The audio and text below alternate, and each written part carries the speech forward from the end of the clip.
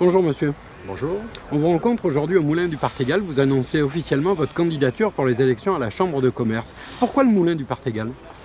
Le Moulin du Partégall, d'abord, c'est un endroit remarquable pour qui connaît ce secteur. C'est un investisseur qui a décidé d'investir 600 000 € dans le cadre de son activité, de l'huile de qualité extrême, puisque c'est quelqu'un qui est primé constamment dans tous les salons français et bien au-delà, qui travaille sur toutes les tables des grands chefs du monde entier et qui nous a rejoints sur la liste, puisque finalement, il a trouvé que notre projet était un projet important pour lui, et notamment pour la qualité et la marque VAR. Alors justement, pourquoi êtes-vous candidat? Aujourd'hui, je suis candidat tout d'abord parce que j'ai œuvré à la Chambre de commerce et j'ai vu qu'aujourd'hui, on pouvait encore mieux être à côté des chefs d'entreprise qui sont sur le territoire. Et puis en tournant, en allant voir des chefs d'entreprise, en étant sollicités par des amis et des grandes entreprises varoises, nous avons décidé, avec quelques-uns d'entre eux, de monter une liste, de créer cette démocratie qui manque peut-être parfois dans notre département. Alors justement, vous avez l'expérience du fonctionnement de la Chambre consulaire. Quelle est l'originalité de votre liste? Alors, au tout début, nous sommes partis d'un constat, c'est qu'il manquait la proximité. Alors l'originalité, c'est que j'ai été voir les entreprises sur tous les territoires, sur tout le département. Depuis de nombreux mois, je vais voir ces chefs d'entreprise. Cette originalité, c'est qu'elle est composée d'hommes, de femmes. Vous les avez vus, beaucoup de femmes dans notre équipe, qui ont décidé de s'investir à côté de leur père, à côté de leur territoire, mais toujours avec une envie de progression collective, pas de progression personnelle. Aujourd'hui, c'est mon credo, c'est la charte qu'ils ont tous engagé de signer, c'est qu'on travaille pour le collectif et non pas pour le particulier. Quels sont les grands axes de votre campagne? Alors, mes grands axes, c'est d'abord, et vous l'avez vu en venant ici, c'est d'abord de redonner au département du Var toutes ces lettres de noblesse. Il faut redonner au Var l'envie d'y venir.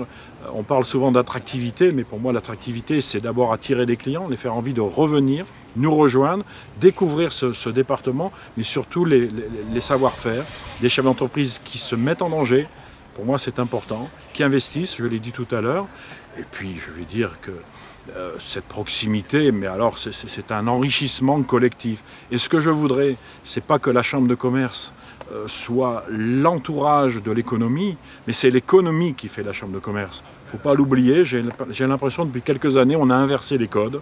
On a oublié que c'était l'homme qui était au centre du cercle et non pas l'institution qui est au centre du cercle. Alors, il y a une originalité dans votre liste qu'on ne trouve pas ailleurs, c'est que vous avez un représentant de l'économie maritime. Tout à fait. Pourquoi?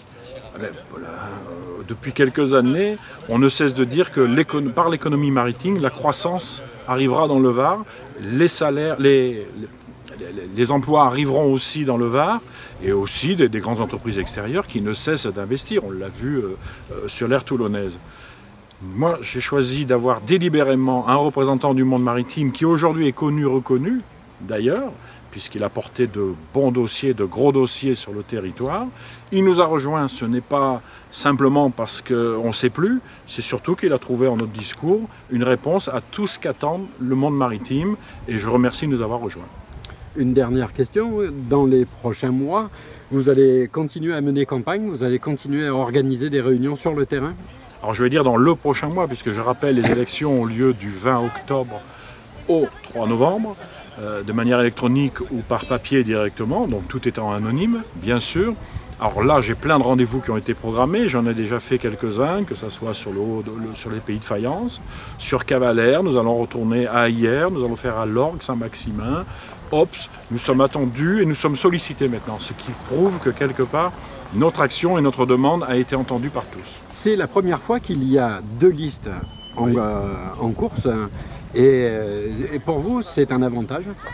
Bien entendu, ça ne peut être qu'un avantage. Dès l'instant où on propose des solutions différentes, déjà l'électeur, qui je le rappelle s'abstient en grande majorité puisqu'il n'y a toujours qu'une seule liste, l'électeur aura déjà un choix.